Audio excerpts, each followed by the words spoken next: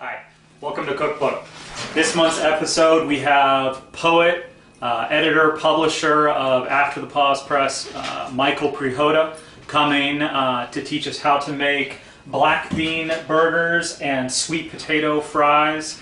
After he does that, we'll get a chance to talk to him about what he's working on in his own writing, what After the Pause is up to in terms of the magazine, in terms of the press. And I'm excited to get to sit down and hear his thoughts on 2017 and what's coming up next for us in the world of the arts. Thank you for joining us, CookBook.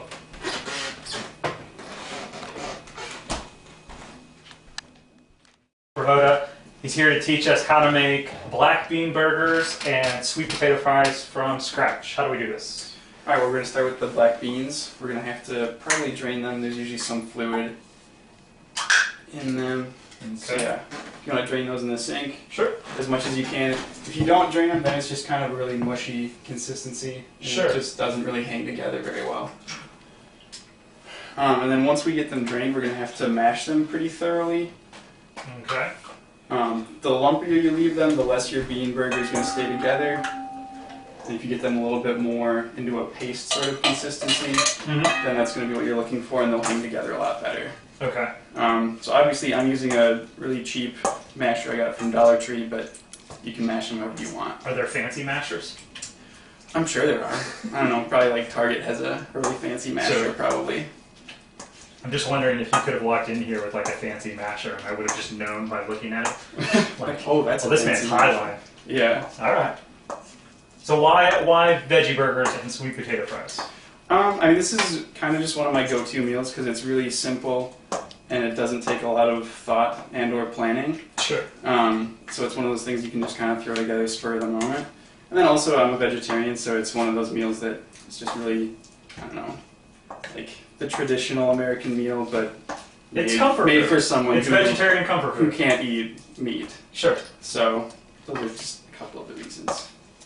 Okay, so what consistency are we looking for? You're looking for something that pretty much like this, so there's a little bit of liquid, there's a little bit of lump, like you can still tell it's actually black beans, but there's a lot of like this white innards because you've mashed them pretty thoroughly. Okay. So something where there's maybe like half of them are still recognizable, half aren't, and if you can pick it up like that, you're doing pretty good. Okay.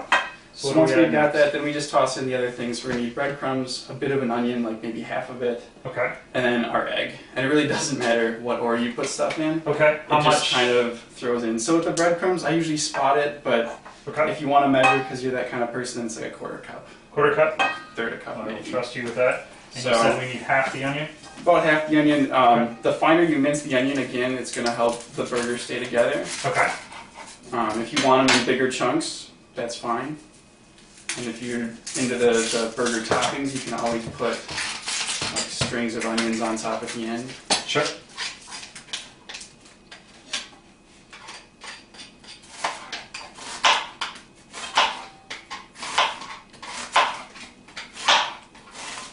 So how often do you end up making this then?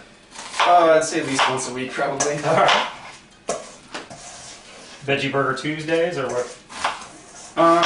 It's usually one of those meals that's like when I'm out of other groceries and I really need to go to the store, but I really don't want to. Because usually everything is always in my pantry for this, because it's just cans of beans and eggs. Sure. Just every time you go to the store, you go ahead and just pick up a new can of black beans, just in case? Yeah, I mean, I usually have a pretty big supply on hand, because I know this is kind of always going to be something that I can go to if I need it. And it only uses one egg, so I really don't use eggs a lot. So if you're a person that uses a lot of eggs, you might not be able to do this as much, but I can essentially get 12 of these recipes out of a box of eggs. Let's say you were vegan and not vegetarian. What could you use to take the place of the egg? Yeah, so I haven't necessarily tried this, but there are a couple of really solid egg replacements that you can do. One of them that I've done with other baking recipes that seems to work really well is if you actually take chia seeds and you grind them really, really fine, like just in a coffee grinder or a food processor or whatever. Sure. And then you add some water to it, and you let it sit for about, I think, 5 or 7 minutes. Then it sort of congeals into kind of what a yolk would be like. Okay. And so as far as texture goes, that's kind of your best replacement, and chia seeds are pretty flavorless. So that's a pretty solid option if you're trying to do vegan. Sure. And then I guess you would also have to watch out for the breadcrumbs. You just have to make sure that they can have, I don't know, milk or eggs or whatever in the breadcrumbs. Like in but the that'd mix? be, yeah, in Okay. the mix. But that'd be a pretty easy replacement. Sure. Because you could kind of just use any kind of flour if you wanted as well. It's just kind of a thickener. Alright, so breadcrumbs and then egg. But you said the order doesn't necessarily matter. No, maybe there's some kind of deep science going on that I don't know about, but the orders never seem to matter for when I've made it. Sure.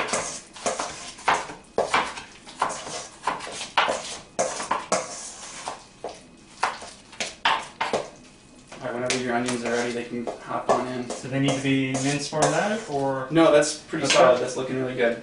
Okay. So half of like an average size onion. Yeah, or if you're working with those really puny ones, then maybe a whole one. Okay. So pretty typically, I would use pretty standard seasonings like salt, pepper, garlic. The man brought his own spices. But I what did. did you bring? I brought a couple different spice mixes. So the one that we're going to use in our burgers is like a Moroccan blend. Okay. So it's got a lot of different, like peppers, some cayenne, some chili, some cumin, Sure. sort of those savory or almost taco-y flavors. Sure. But really this recipe is pretty malleable, so if you want to make these like Mediterranean burgers, or you wanted to make them Asian inspired, like that's totally... The ingredients will just sort of be Totally overpowered by the available. spices, and it'll taste like what you Yeah, want it to. Okay. I mean black beans have a flavor for sure. They're not like garbanzo beans where they're really pale and mild. Sure. But black beans are such that you can make it kind of whatever you want. So if you wanted something a little bit sweeter, Okay. you could. If you want something really deep and savory, kind of like what we're going for today, that's always an option as well. Okay. Okay, so that's a pretty gross mixture, but that's what you want. Okay. Like if you can take a clump and it sticks to the spoon for the most part, Then you're You're going in to actually business. turn it into a patty. right. Okay. Okay, those Okay. are good. All right. So these are ready to get turned into burgers. Yeah, and then we take about 4 minutes aside. Okay. So realistically, you don't necessarily want to do those You want until your potatoes are in the oven at least. Okay. Potatoes in the oven. What does it need to be on in terms of? So I usually go with 425, Okay. and you can go a little bit hotter if you want a quicker bake, Sure. but kind of slow and steady is the way to go with most of the root vegetables. Okay. So how do we doctor up the potatoes? Potatoes, either cubes or kind of thin strips like French fries, depending on your mood. I usually go with the French fry style, Okay. but cubes are able to cook a little bit quicker potentially. So Now, if do you're you in a keep- rush, maybe Do you keep the skins on to give them that? Yep, I mean sweet potatoes, you gotta be a little bit more careful when you wash them because they have a lot more crevices and divots. Right. So pretty thorough washing, but as far as keeping the skin on, I always do. Okay. But that might be kind of off-putting for some people, so you can totally peel them if you would rather. Again, I'm just a little bit lazy with this recipe, so All right. adding an extra step of peeling is not really... Why don't you What I'm gonna start do. turning it into the fries? All right. These clean.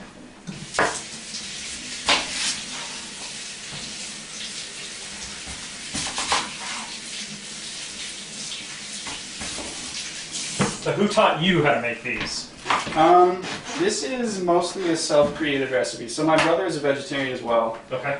So I definitely get a lot of kind of our different influences in the kitchen from him. But as far as this recipe, it kind of just came out of just needing a really simple black bean burger because I knew how to make a couple different other bean burgers, but they all had kind of just extra ingredients that I necessarily wouldn't always have on hand. Mm-hmm. So this kind of just became an experiment in like how few ingredients I could have Sure. and still make something that tasted good Okay. and was quick.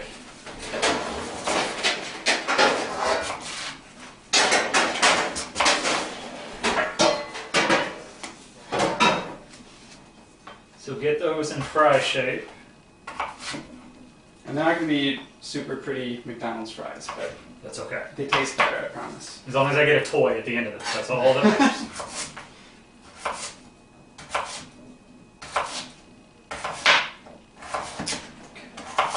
So just lay these out. Yeah, if you just lay them out, and then usually what I end up doing is just drizzling some olive oil on them. Okay. You don't need a ton, especially if you just wash the potatoes. Some of that moisture actually kind of helps, Okay. and they don't dry out when you're cooking them. I guess if you started with absolutely dry because you want to towel them off or whatever, then maybe a little bit extra oil. And then like I just drizzle the seasoning over the top, and usually just kind of shake the pan a little bit to try and even it out so you're not getting an overpowered french fry here and there. The nice thing about this is it seems like it's a difficult thing to screw up. Yeah, oh yeah, and that's kind of how I like to operate in the kitchen. Like, there's really no part of this process where you can mess up horribly and not repair the damage. Sure.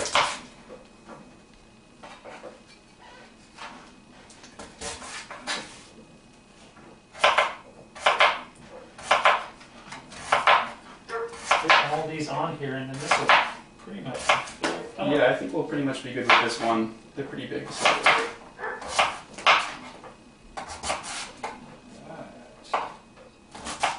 We'll need the olive oil, and what is the next spice? This is So the other one I brought is more of an Asian curry honey blend. So with sweet potatoes, they're already, I mean it's in the name, but they are a lot sweeter than a typical russet or Yukon potato. Okay. So if you can enhance that a little bit while still including a lot of savory things, I think it usually works pretty well. Sure. And curry is just a really good flavor for French fries, I think. There's a really sweet Indian place in Minnesota that does their own French fries. And so I tried to kind of replicate a little bit of that with some of the curry, and then obviously there's like salt, pepper, garlic. Sure. The pretty standard sort of potato flavors. Right, so olive oil, just drizzle it on top? Just a drizzle, doesn't have to be perfect.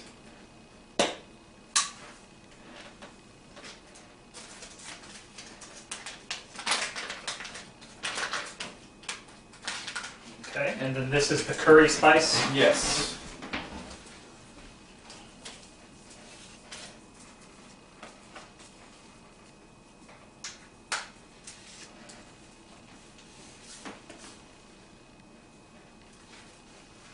That should do it.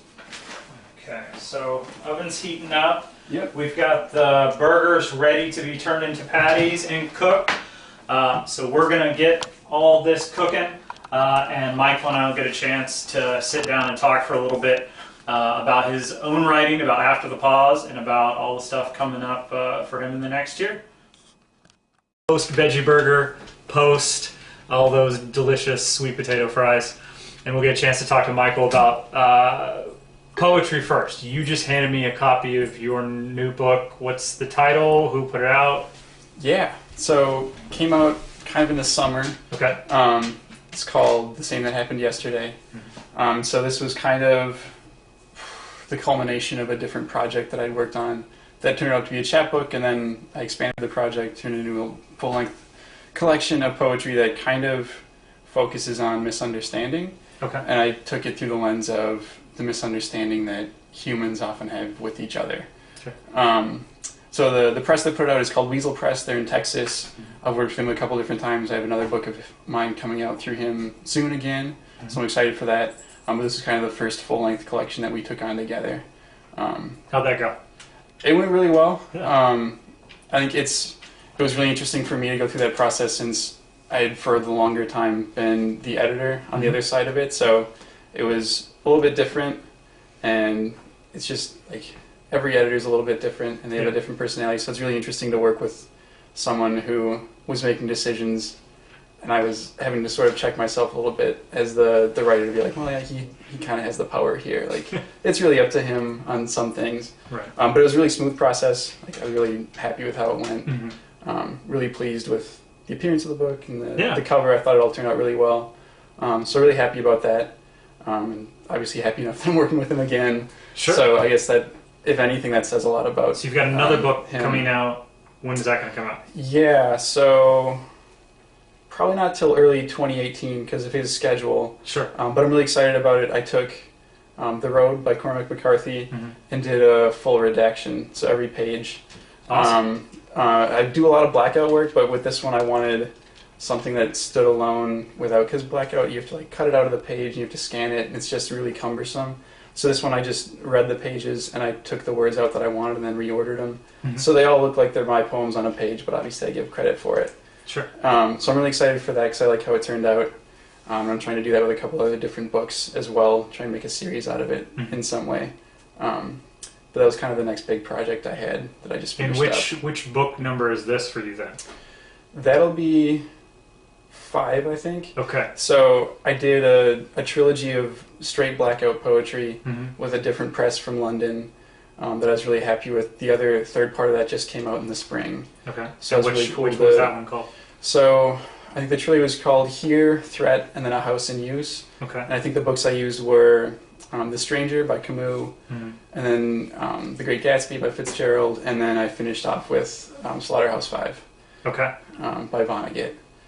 So those 3 were supposed to be more connected. I'm not sure if the readers would necessarily agree in all the ways, but I really worked with those kind of together. I chose the books very diligently, trying to make ones that would fit pretty well together, based on different themes and the writing style. Because I think Blackout is really hard to do if I can't appreciate the style of the writer who's doing it. Because there's some, like I've tried to do Blackout with like Hemingway, I can't do it. Like Hemingway style, I can't make Blackout from, but like Vonnegut was especially good for it. Right. Yeah. So obviously ageism goes both ways, but to be your age and to have found this sort of momentum, what built into being this productive this young? Yeah, I think I owe a lot of it to my undergrad experience. So I went to a small college just north of Indianapolis in Indiana, and I went there because of the writing program they had, because of its emphasis on getting work published early and often. And so I wouldn't necessarily point to a lot of the publications I had at that time as being like things that I want to roll out when the company comes, but just the experience of kind of knowing how to seek the right market for yourself and being very comfortable with the publishing process in a lot of different ways really set me on a trajectory to doing the kind of things I'm doing now, I think. And the program itself gave me the opportunity to explore just a bigger independent project, which eventually became, after the pause, the magazine I run on small publishing house as well. But because of that independence to explore the different things I wanted to, and because I knew how the publishing process worked from the program I had been through. And that was all part of the study? That was part of the program? Yeah, it was part of the study. Okay. So it was writing based, but very different from what a creative writing undergrad might have been. It was Taylor University. Okay. So I feel very fortunate to have had that experience. I think a couple of the professors in particular had more knowledge of the literary magazine world, so it was very easy to connect with them to make sure that I was going about it the right way, and that I was putting the right things in place. They were just more up to date with the times, I guess, because things are still rapidly changing, but in the last 20 years for sure, the online market has just gone haywire. So like I feel like there's just so much more opportunity when I was graduating college than there might have been if I had graduated 20 or 30 years earlier for trying to start this sort of project. And then a lot of it kind of did the work on its own. Once I started it, I kind of expected it to die out after a couple issues because I had done a lot of research and like pre-planning, and that was kind of a trip up that a lot of magazines ran into. Like they'd last for a year and then they'd kind of disappear because the editors disagreed, or if it was just one guy running it like I am, then you just kind of run out of energy and steam. So I feel pretty solid about where I'm at now, having run it for about 2.5 years, that it won't necessarily fall into that same pitfall. So I don't know if that answers all of the questions, but in a roundabout way, like I think definitely the studies and the professors I had helped get me to a place where I could start to tackle some of these things independently. And when you're reading other blackout artists, who catches your attention? Like who do you think's doing great blackout work? That's hard for me to say because I don't. It's hard to find blackout work that isn't just someone posting on their blog.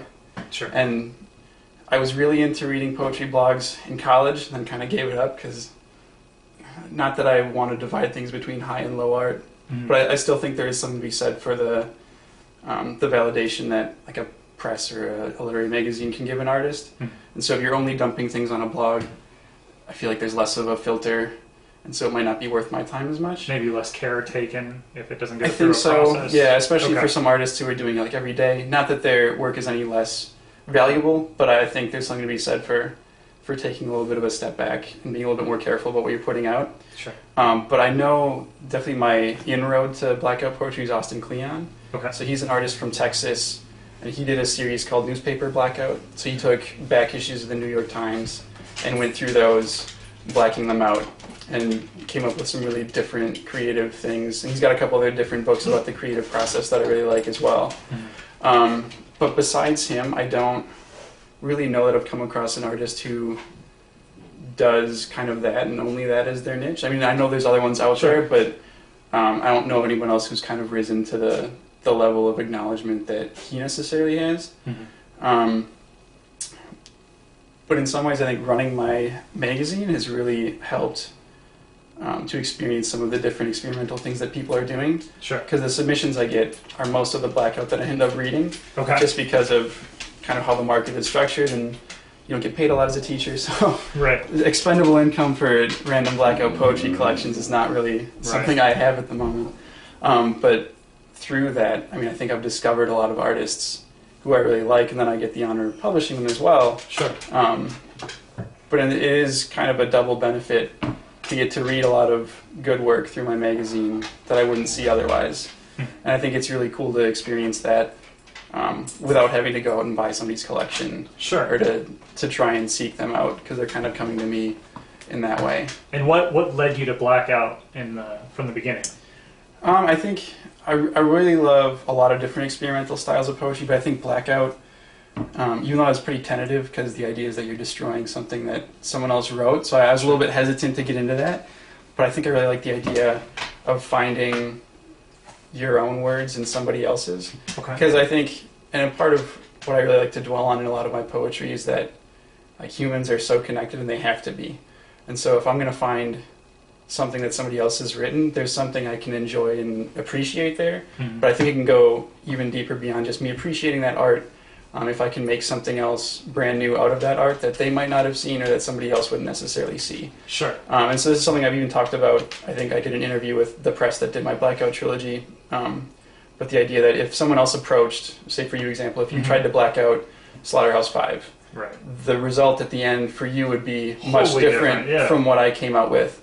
And so I really like that idea of there's already this body of work in front of me, what else can I do with it that someone else might not be able to? Or, I mean, if you wanted to, you could do that as well and publish a completely different collection using that same already created work. Which is a fascinating idea of maybe having like 10 or 12 authors approach the same sort of text to black out and see what they produce. And I would really like to see that happen. Yeah. And on a grand scale, that maybe wouldn't be the best, but I think something that I'm always thinking about is what I can do differently with the magazine to keep it a little bit fresh. And so I think something I've considered that I've seen other journals not necessarily do in the same way, because they don't do it with Blackout, but having like a prompt, sort of a prompt, but in this sense I think I would it would have to be contributors who've already worked with in the past, probably, just to have some familiarity, but starting them with a page or a couple of pages of a manuscript and then saying you have to black this out and give me your results, and then having like 10 or 15 of them in an issue of the journal. Right. So it'd be more logistically difficult, but I think that's kind of my end game, is seeing what different people can create kind of from the same thing in front of them. Well, just the exercise itself can be fascinating because one of the things that we tried to play with in grad school was different translation machines. Yeah. And so you would translate back and forth between English to different languages and see what happens. And I took a page from Mary, from Nabokov's first novel. Yeah, okay. And put it through and started with the original Russian back into English, and I did 22 languages. And what happens when you play with things that many times is different parts of the language start to disappear. Right. So it starts out as a story about Mary and Gannon and different things, and the names disappear, and then the pronouns disappear, and then it becomes just sort of actions and landscapes. Okay. And so what I did with that was, through the 22 times, each paragraph I would read how it changed. And it ended up becoming like a 5-page long thing. And then to make the performance different, I would do like a big swig of wine each time I did it. So not only was the language changing each time, but my delivery of it would change. And by the end of it, in like a 15-minute thing, I drank a bottle of wine, and I read, and all the characters disappeared, and it ended up becoming this thing where I got an A on the project, and my teacher's like, you maybe should not do that again. But just the different experimentations you can, and Blackout is almost, from what I've seen, almost less experimentation in terms of trying to take you somewhere, because it is in the final product, the art itself. Right. It's not working to get a different place. But how do you take that and use some of the things you pick up in your own in what would be more common poetry, or what do you pick up from Blackout that sort of aids that? Yeah, I think it definitely goes both ways. So I think with Blackout, because you're working towards something much smaller than what you start with, it forces a concision that maybe just creating something from scratch wouldn't do. Sure. So the economy of words, I think, is one of the biggest things with Blackout, where I can have a whole page of 300 words and I get down to 5 at the end. Right. And so I think if you try and apply that, like outside in my other poetry, I think the best things that I have written, in my opinion, are the smallest. Sure. And so I think it does kind of flow backwards, but then knowing kind of myself as a writer, I appreciate working in the smaller sort of landscapes for poetry. So I think going to Blackout with that mindset was also easier for me to do it. Sure. But I definitely think since doing more Blackout, it's influenced the way that I write the other poems as well. And I think I think what you were saying about some of the pronouns disappearing in your project, I think that's something I noticed in Blackout, where it's much harder to keep characters alive with the less words on a page, especially with trying to keep like sentence structure intact and trying to make sure that you're not mixing up verbs and participles where you shouldn't. And so you almost have to erase all the characters from it. Okay. And what you're left with is a lot of, as you said, actions and landscapes and ideas. And so I think what I really love about Blackout is that you can't get anything from it unless you're willing to put yourself into it. Sure. So you have to become the character that is in those words before they have any sort of meaning, because you've erased most of the characters from it. Right. And sometimes it's possible to keep those if it's a longer passage that sort of lends itself. You can sort of keep a he said or a she said once in a while. But I think that's another application that I've taken outside of Blackout, to where a lot of my poetry dwells on somebody experiencing something, but not insofar as that person becomes a character in my poems. Sure. I feel very removed from a sort of narrative poetry style, and much more so in an abstract poetry style. The way you're talking about it screams a lot. One of my favorite poems is Robert Creeley's The Whip. And it's a poem that ends with the line, I think, to say this wrongly. So, and even the retelling of a story, whether or not it's your story or not, can get incredibly complex and interesting. And if you mess with the angles, if you change pronouns, if you take away something that might have been inherent and important to that original text and make it your own, you can sort of almost do double dutch with the different narrative arcs and do different things that gets really interesting. And I like the idea of trying and experimenting in a lot of different things in poetry, not in some sort of pursuit of doing those 10,000 hours to become a great poet or whatever, but in the pursuit of, I'm going to try this just to switch things up. So, like, I'll do those 9-word poems about baseball games. Yeah. And you can't build themes over things that haven't happened yet. There's no way to plan that. But the idea of me over a certain period of time writing 9-word poems really backs up what you were saying about your best work maybe being your shortest work. Because if I stick to one thing long enough, then it just sort of I go a little batty, and I write enough that if I get stuck in a lull and just don't go anywhere with it, it can get pretty bad pretty quickly. So I'll switch things up, and those trying to write poems that are only 9 words is a challenge. To get any of them to be good is a bigger challenge. Right. But then it comes back to when I sit down to work on a sequence, or when I sit back down to do Emily poems or anything like that, then those lessons sort of carry into it, and there's less fat on the bone. You can find the music and the energy of a poem much easier that way, if you're not trying to shake around all this flowery language or all of these things that don't really go anywhere in it. Sure. So I like that idea of it, and having both practices, I think, would play into itself really well for you. Okay, well, what about, you said After the Pause has been around for 2.5 years now, first as the journal and then as the press. How are things going? Yeah, really good. I mean, I think the most recent issue of the journal I just put out in December is probably my favorite yet. Okay. Which, in some ways, I think each new one is kind of my favorite in some ways. What's exciting that way? Yeah. You feel like that, yeah. Yeah, at least for now. Right. So I feel really happy about where that's gone. I mean, it's still small. Like I know the Twitter following of the really big magazines, and I'm not there. And I don't really want to be there in some ways. Right. Because I don't think that would be sustainable for a single person project. Right. Which in some ways feels really weird still to acknowledge. Because contributors don't usually know that. And like other people contacting me will just say like, editors at After the Pause. Well, it's just me behind the screen. Right. So that's kind of strange. But what was the original question? About how things are going? And someone approached me. He said you're going to put out a novel. A writer sent me a note. Yeah. So I'm really excited. This will be the first novel that we published through the press, which some days I regret when I'm copy editing a novel comparatively to... Because otherwise the poetry collections I can copy edit in an afternoon.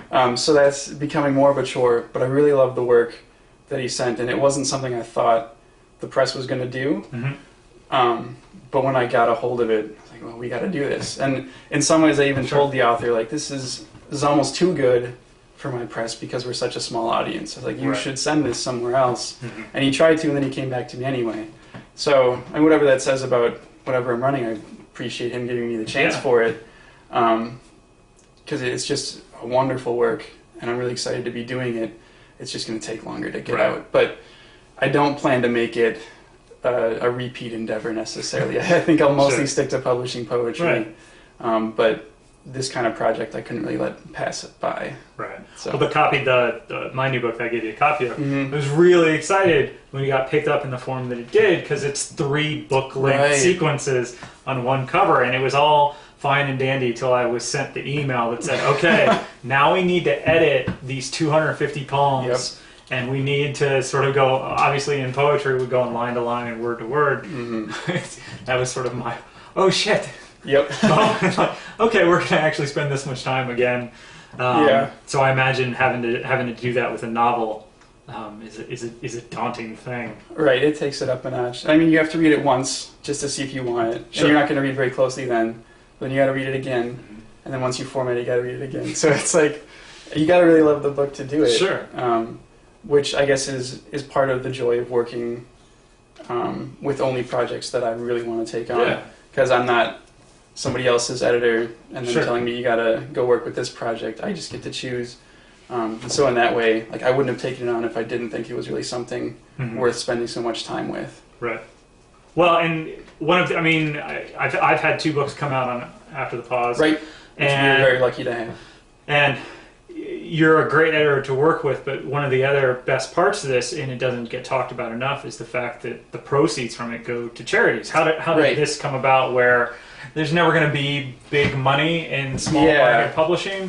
When did you decide to give away that little bit that comes in? I mean, I think that came out when I was first starting the project for After the Pause in college.